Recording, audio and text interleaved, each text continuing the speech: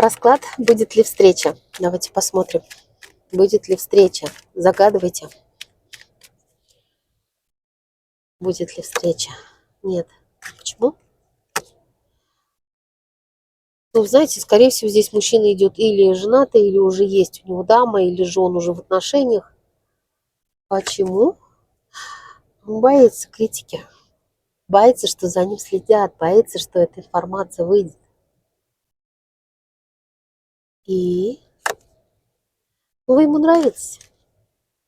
Это, знаете, это какой-то момент такой, что нравится, вкусное, классное, но вот дальше не пойду. Ну, задумался. Очень долгая карта, знаете, тогда это вот прям очень долго придется ждать. Это самая медленная карта.